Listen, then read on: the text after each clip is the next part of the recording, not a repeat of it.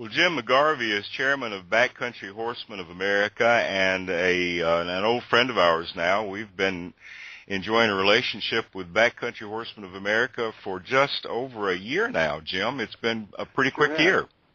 It has. I remember, we had some past chairmen on, a group discussion. Yeah, it's been fun, Gary. Really glad to participate with you.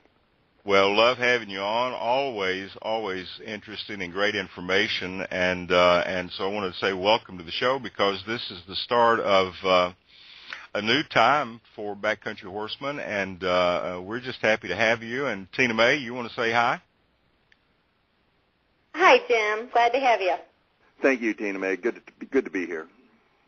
Well, it's this week, and I think it's tomorrow, actually, is the 50th anniversary of the Wilderness Act, and that's kind of a special event that's going on with activities across the country. And can you share a little bit about that? And I guess why is that important to us as trail riders?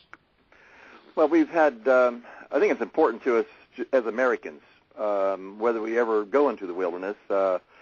Might just stay, in New Jersey, it might be where you stay and you don't go out west, or some wildernesses in the east. But just knowing it's there, it's important. But as you said, it's the 50th anniversary. It is tomorrow, and Lyndon Johnson signed it. It took about 20 years. It was introduced in the 50s, the bill, and so it wasn't overnight, rewritten a bunch of times, and for various reasons. But in the Wilderness Society started in the 30s with Howard Zahniser, and he was the main motivator of the Wilderness Act. But I've got a quote on the wall here. There's a lot of great words in the Wilderness Act, and of course a lot of great words have been spoken, but Lyndon Johnson kind of said it in a proletarian way, but maybe in a way that we can all relate to. The plaque says, if future generations are to remember us with gratitude rather than contempt, we must leave them a glimpse of the world as this was in the beginning, not just after we got through with it. And, wow. Wow. It kind of hits home like, geez, did I leave it that way, or when my last trip in the woods, and I clean up the campfire. But it's important, I think, for a number of reasons. One, as I mentioned, just as Americans, just to know it's there, and for the world, folks around the world to know it's there. And America's led the way, it's America's best idea, and the national parks and wilderness that goes with it, because of the over 100 million acres in designated wilderness, the majority is in national parks. About 55% is in national parks than our national forests. And so it's special. The national parks are special places, and the wilderness are special places. And it gives us it raises the bar, sets the standard on how it ought to look. Of course, it all can't look like that, and all can't be like that. But if you take areas around wildernesses, almost always there's national forests surrounding them. Some are national forests, but they're managed differently, and that's a kind of a bone of contention with folks. There's a whole spectrum. Let me get back to this bone of contention. There's a whole spectrum on how wilderness ought to be treated. There's some folks on the spectrum that think that it ought to be treated as pre-Columbian days, Right. And then others to the other end of the spectrum is that we can't manage it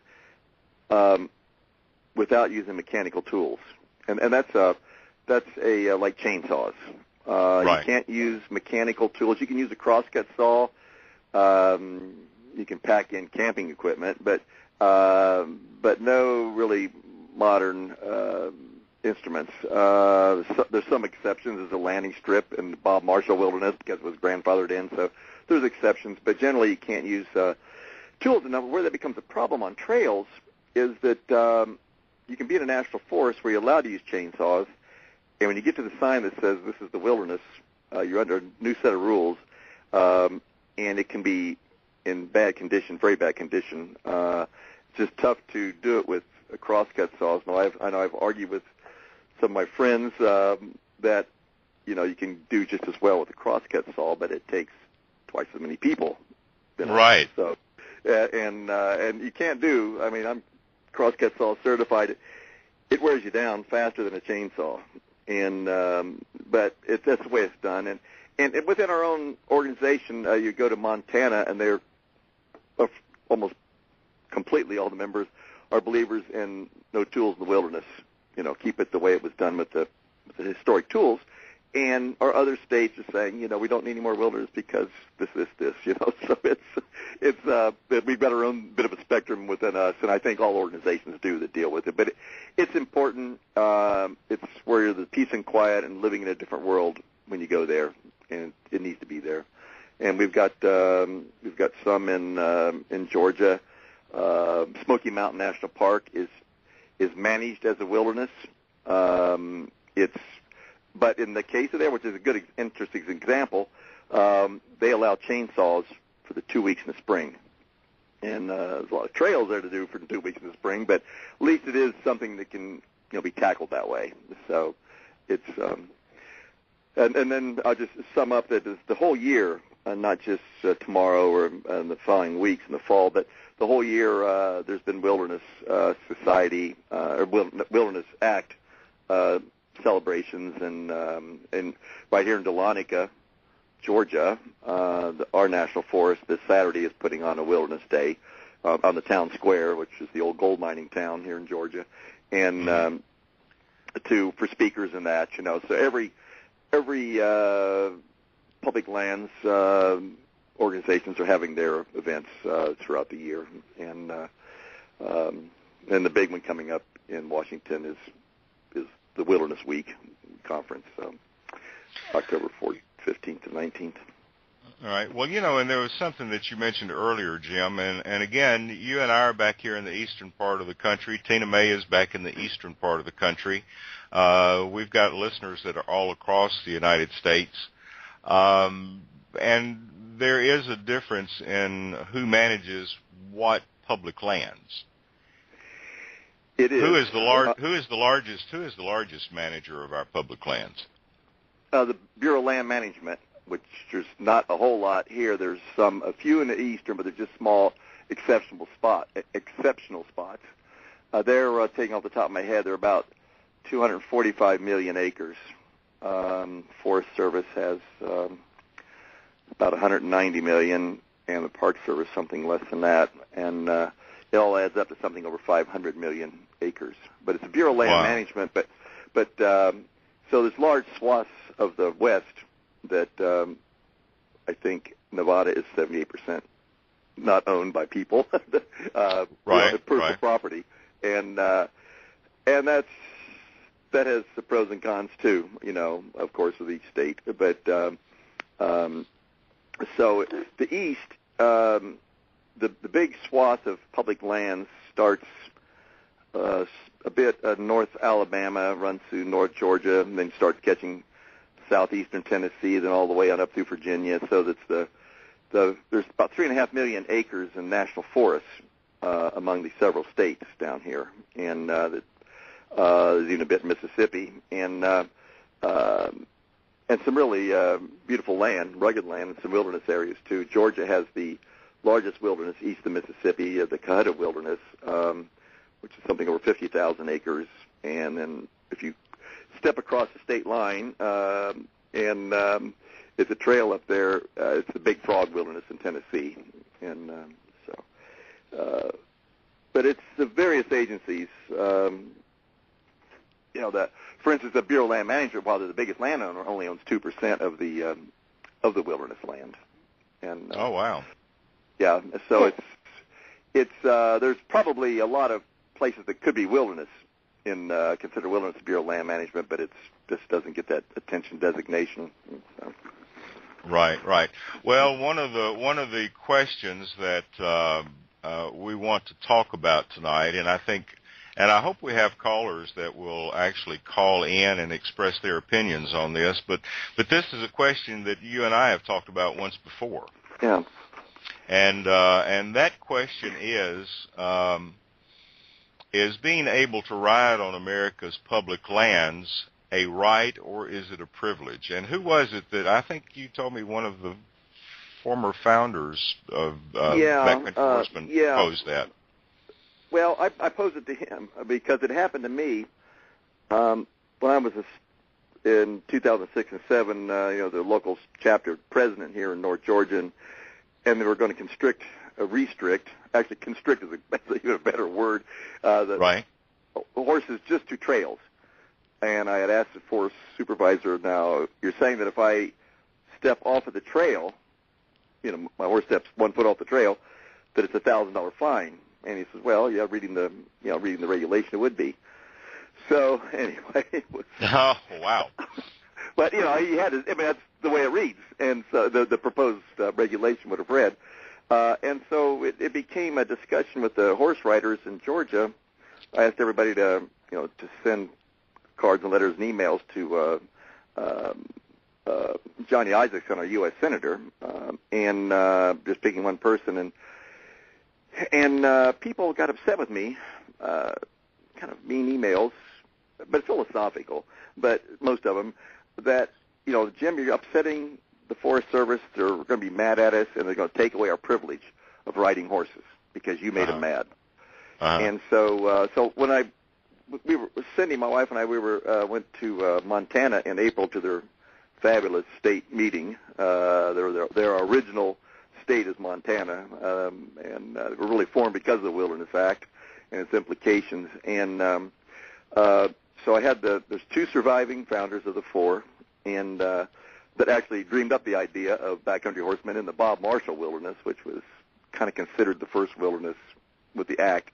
And I asked Roland, who's a philosopher of this himself. I think you probably need to get Roland on the show here. Well, we ought to do that.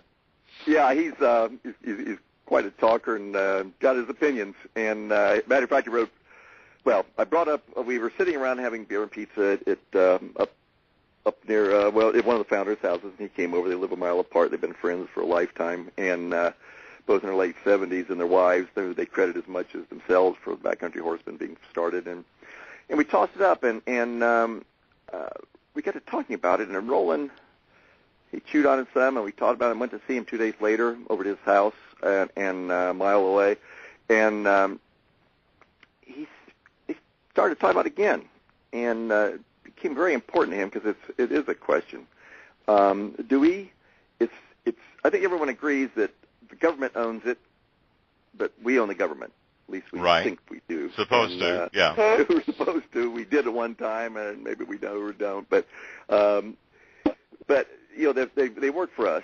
But we need to, respect the land. We just can't ride anywhere. We can't ride through, riparian areas or the wetlands, and you have to be respectful of the land. And so. Both of the founders got to talking about it, and they came to the conclusion that it was both a right and a privilege. And it's a right, but we lose that right if we don't honor it as a privilege by taking care of it. And that's probably right. I think most things in life aren't that black and white at all. I mean, we can own firearms in almost all places in the United States, we have a right to that, but it carries with it responsibility, of course. Right. Driver's license. Almost everything we do in society carries responsibility. Getting out of bed in the morning carries responsibility to do it properly, because if not, 911 is going to have to come. 911 is going to have to, 911 will come and have to haul you away if you don't do that right. So, I mean, everything we do has an impact on society, and this does too. So, but it was funny that, not funny, but maybe in retrospect, it was, should have seen it coming, but a lot of people thought it's a privilege. A lot of them still do. After I've kind of, argue with them, philosophically. And some are hardcore. It's a right. It's a right. It's a right. Roland Cheek, who's the philosophical founder, he then wrote about 4,000 words article, which we had to divide into 2 parts. And I just realized that it didn't get posted on our website, and that'll change tomorrow. But Roland, his title is "Right or Privilege?" ? And so that was the summer issue of about 2,000 words, and so his second half is coming out in the fall issue. But so you see, at that point, it generated 4,000. Of course, he writes books, and but it generated a bunch with that, and I've talked about it in different places, and it probably, I don't know if it settles. It's probably too broad a generalization to say it's whether you're conservative or liberal in your viewpoint of the world. Whether you take it as a right or privilege, but right. The world's more complex than that. But it's something to think about. I think that Roland and Ken Oss, the other founder, probably are right. It's a right, but we've got to work and to keep it and to honor it. And if we mess up the land, we lose our rights, which we deserve to lose. Right. Well, we're going to open the lines up in just a minute and see if we have some callers that want to weigh in on that. And I told Tina May to be thinking about that question as well. But we're going to take just a quick break, and let me give our listeners the number if they want to call in. It's 213-943-3396. 213-943-3396, and let us know what you think. Is it a right or a privilege for us to be able to ride on our public lands? But as always, every week we play trail trivia, and it's been kind of fun. I hope it is not only fun, but it's educational. But here is tonight's trail trivia question, and that question is, who is the first woman to ride on horseback across North America alone? Who is the first woman to ride on horseback across North America alone? And I'll tell you this, she rode 4,496 miles in 180 days. So in our second segment of the show, we're going to take your calls and let you see if you can answer that question. And if you get that right, you're going to win a great gift pack from Hispania Silk all-natural grooming products. But we're going to take your calls. We're going to take a quick break, and we'll be back in just a moment to talk more with Jim McGarvey, chairman of Backcountry Horsemen of America, and we're going to find out what Tina May thinks. Is it a right or a privilege? You're listening to Equestrian Legacy Radio's Canyon, and I'm going to repeat our trail trivia question one time for you. And who is the first woman to ride on horseback across North America alone? And get your computers and your Google and your Bing and Yahoo and see if you can come up with that answer. But who's the first woman to ride horseback across North America alone? And we'll take your answers to that in the second segment of the show. Tina May, you've had a chance to think about this question. Not the trail trivia, but the one about right or privilege. What do you think? Well, Gary, life, liberty, and the pursuit of happiness are God-given rights. And as far as trail riding, when you're talking about on government land, as much as I want to say it's a right, I believe that it's a privilege. However, we as trail riders should have the right to keep this privilege. And I feel the government steps over the bounds and keeps taking away our privileges that are our rights to have. We should be able to access our lands, which have been available for a long time. And we have the right to speak up because it is a privilege, and we have the right to keep that privilege. Because we've got all walks of life, and everybody pays taxes. And everybody that owns the government has their say-so on that government land, and that's where I feel that it's more of a privilege than a right, because even those that may feel differently than you, they have rights as well. And so that's why it's a privilege, and we need to take care of that privilege. But we do have the right to speak up to protect it as well. Okay, all right. And I think one of the things, Jim, maybe that where Backcountry Horseman comes into play is that that's a great resource for people to be able to use to be aware of what's going on and what those challenges are. Well, it is, and kind of a reply to Tina May's point there, which she articulated about which half of my emails were variations, but close to that. But where the point gets a little complex is, for instance, let's say, well, I give you several instances right now. I'm in front of my desk, but let's say a national park yesterday on August, let's say the end of August, horses were permitted to ride on 450 miles of trails. So they come out with a new plan. They're preparing a new plan, wilderness stewardship plan, what we're working on right now in a couple of national parks, where they're reducing that. So they're taking away the use of it because the hikers don't want us on there.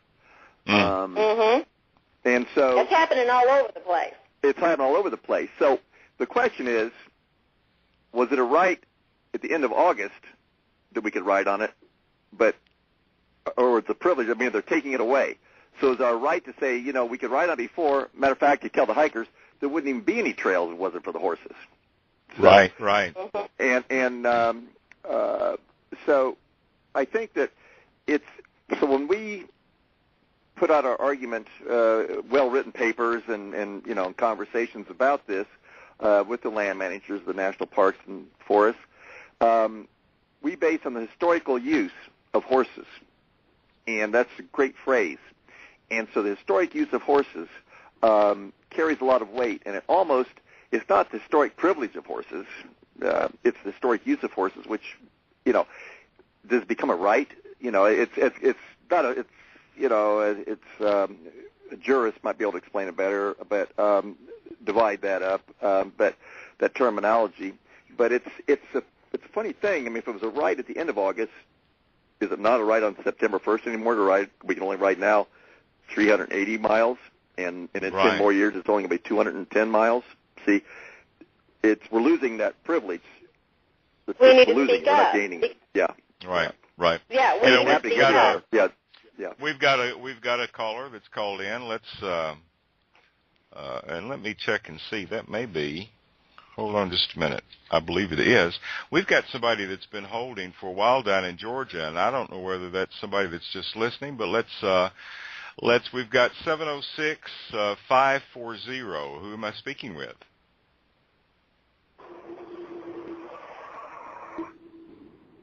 Hello? We've got a caller from Georgia, area code 706, and the first part of the number is 540. Who am I speaking with?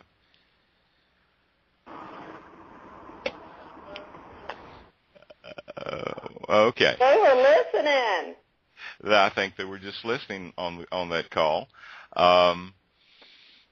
But my wife's cell phone is 706-540, so she's calling in to criticize them.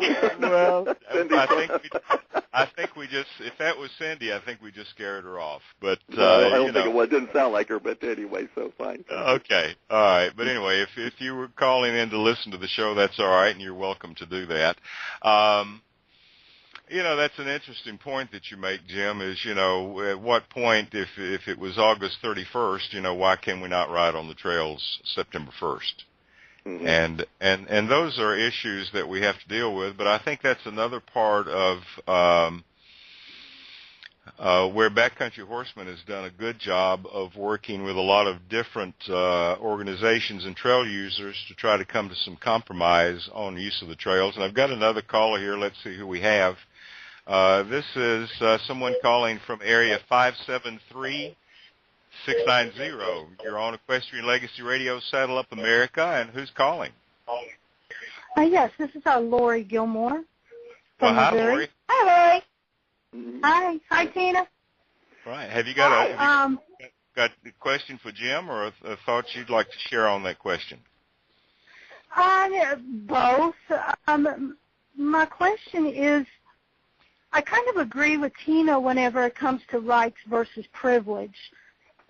I also agree that as trail riders, we do need to take on responsibility in taking care and being good stewards of the land.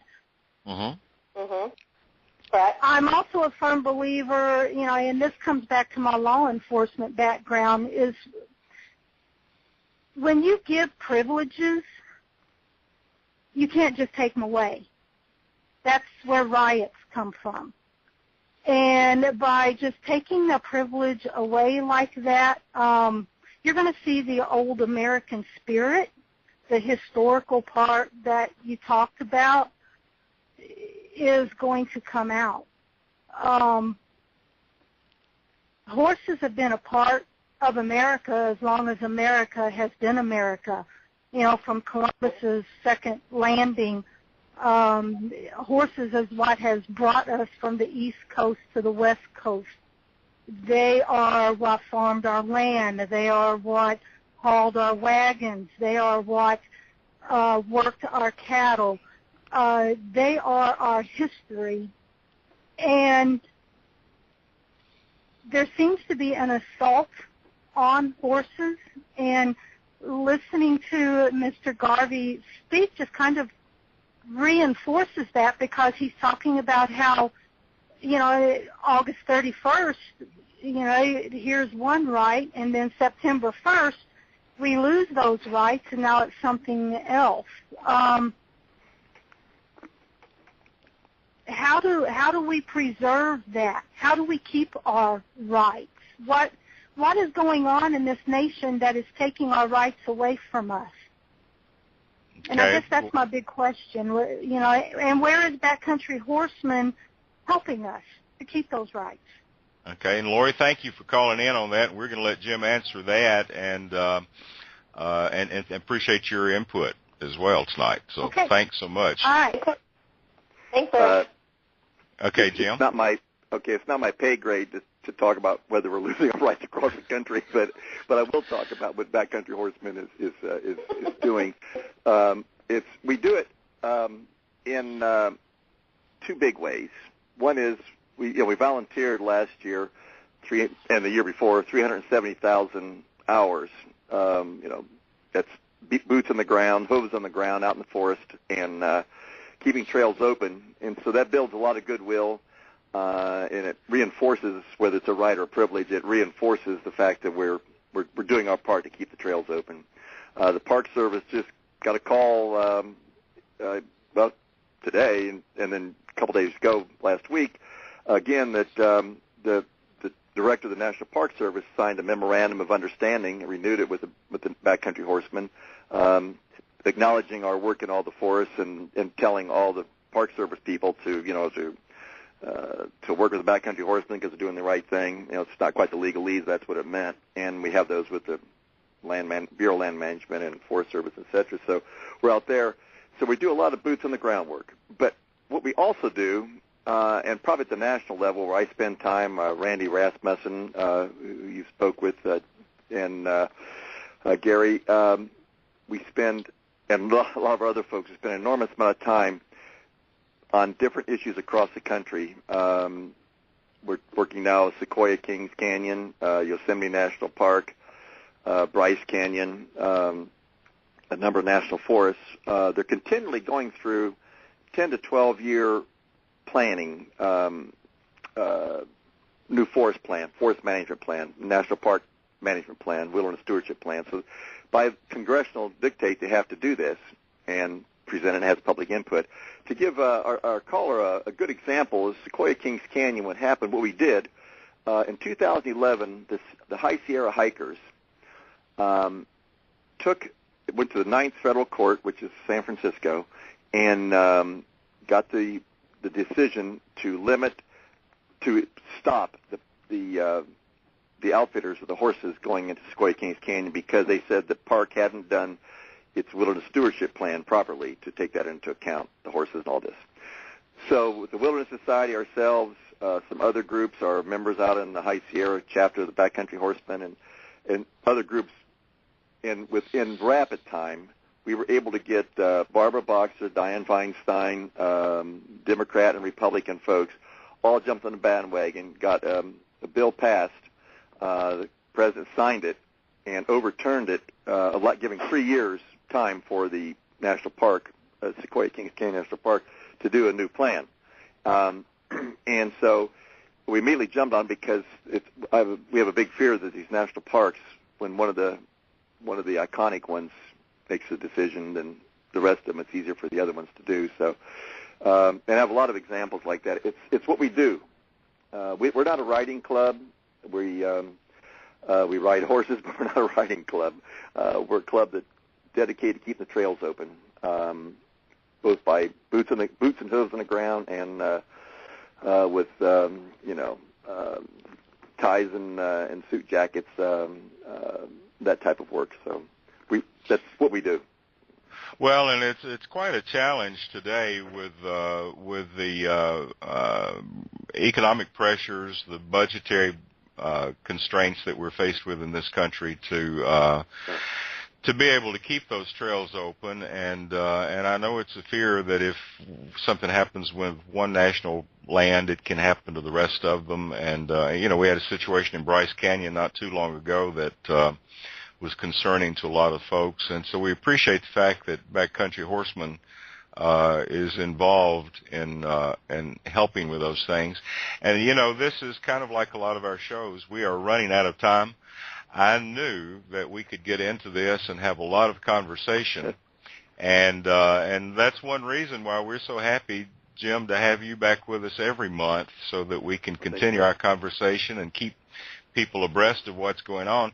I'm going to encourage folks to get involved with Backcountry Horsemen, with other organizations like BCHA, to be aware of situations before they've happened, and to get involved. And so Jim has done a great job. I've encouraged people before to go visit Backcountry Horsemen's website. You've done a great job of revamping that, but it's also the efforts that you continue to put forth to help keep our trails open and hopefully open additional trails as well. So, Jim, thanks so much. I appreciate it. Thank you, Gary, very much.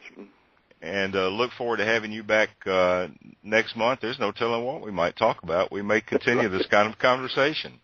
There's plenty of stuff going on. There'll be a whole new bag of issues coming out. So, all right. All new topics. Thanks, Jim. Yeah. Thank you. Thank you both. Thank you, Tina May, and thank you, Gary. Talk to you. All right. Bye-bye. Talk with you soon. Bye-bye.